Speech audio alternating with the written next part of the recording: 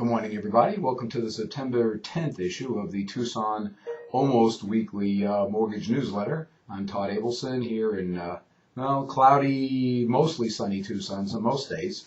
Okay, what's going on? Last week didn't send out a report because I was on a long vacation for our 32nd anniversary, my wife and myself, and by the time we got back, even though my capable team was in control, there was a lot of stuff waiting for me to do. So unfortunately, never got the newsletter out, so bear with me. Here we go. Okay, what happened last week?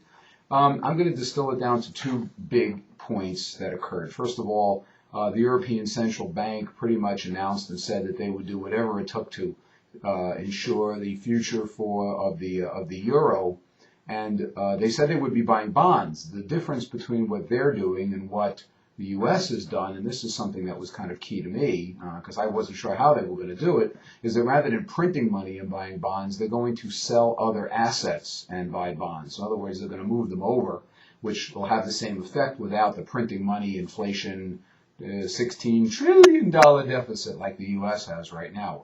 I'm not quite sure what assets that they have, but unless they're going to sell tanks and missiles, I don't know what else they're going to be able to sell. Well, gold. They'll sell gold. Anyway.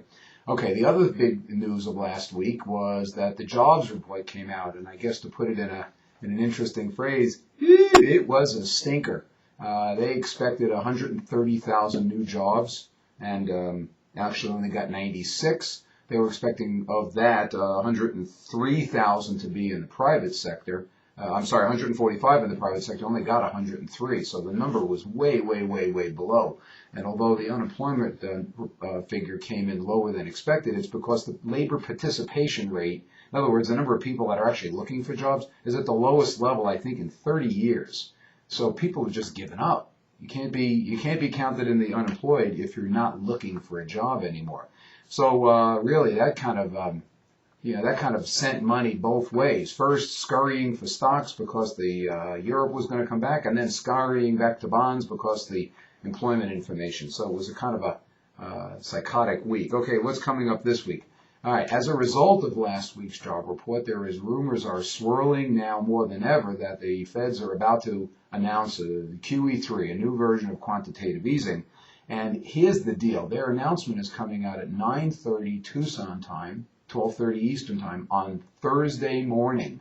Now, if they do announce QE3, I expect that the stock market will react very positively.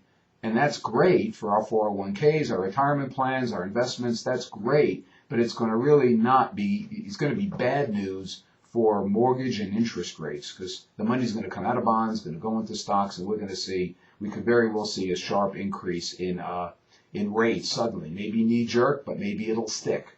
Ultimately, Fannie and Freddie are trying to unwind into the private capital space anyway, so they'd like nothing better than for interest rates to go up. So anyway, that's on Thursday, so be careful. If you've got something that you're floating right now, if you're thinking about locking in, you better be treading very lightly. You can float to Monday, Tuesday, maybe if you're really hardy into Wednesday, but you better make your decision before that. Okay, Friday morning I should say, the reports come out of retail sales and consumer price index. So also some inflation reports coming out at the end of the week. So big stuff coming out at the end of the week, and that could have huge impacts. Okay, wild card. Okay, what's the wild card? Ding, ding, ding. QE3. The Fed's going to announce QE3. That's what all eyes are on, and there ain't nothing else.